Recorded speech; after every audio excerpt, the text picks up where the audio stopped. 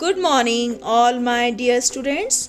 In our previous module, we have discussed in this chapter 20, Clothes Part 1, about unstitched clothes, clothing as per seasons, and clothing in different states. Now, in this Part 2, we will discuss about processing of clothes, texture of clothes, and how can we take care of our clothes. Let's proceed. Processing of clothes.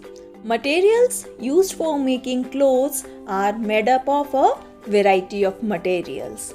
The process of arranging two sets of yarn together to make a fabric is called weaving.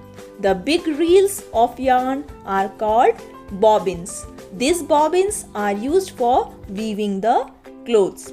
You will find a similar pattern in any piece of cloth if you observe it carefully. This technique is also used for making mats and baskets. The cloth or material may be made up of natural or synthetic fibers. As you see in this picture, cotton, silk, and wool are some examples of natural fibers, and nylon, polyester, and rayon are some examples of synthetic fibers. Now, I will let you know about textures of clothes. All clothing materials do not feel the same. The smoothness, fineness, or roughness is what we describe as texture. Some materials are found to be very soft and light, while some can be rough. At times, cotton can be smooth or rough. All the natural materials have to be treated before they are woven as cloth.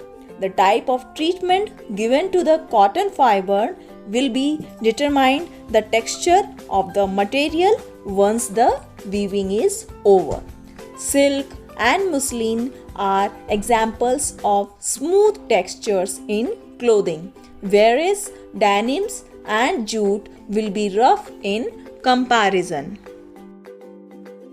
Dyeing and printing of clothes. Children, normally we like to wear colorful clothes. These clothes are generally dyed to give them the desired color. Dyeing is a process of adding color to natural and synthetic materials. You can dye clothes at home too. Household food items like turmeric, onion, skins, pomegranate, etc. can be used for dyeing clothes naturally at home. Most of the Indian fabrics are printed. There are many different ways of printing on clothes. Wooden blocks are also used for print designs.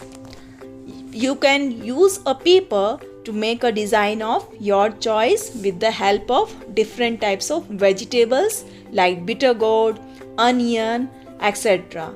This is how vegetable designs are made even on fabrics using fabric colors.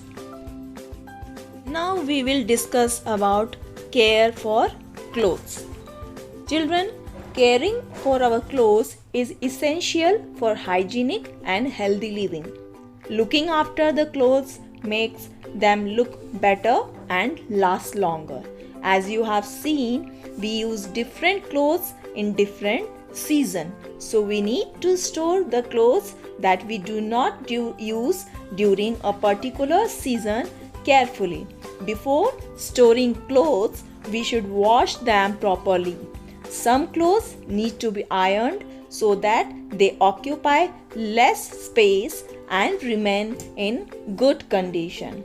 We should put neem leaves or naphthalene balls in our drawers while storing them. It protects clothes from insects. So children, in this chapter, clothes, we understood that we need clothes to cover our body and to keep us warm. And we wear different clothes made up of different types of fibers like cotton, denims, silk, muslin, jute, etc. We also came to know that natural fibers are those fibers that are obtained from either plants or animals.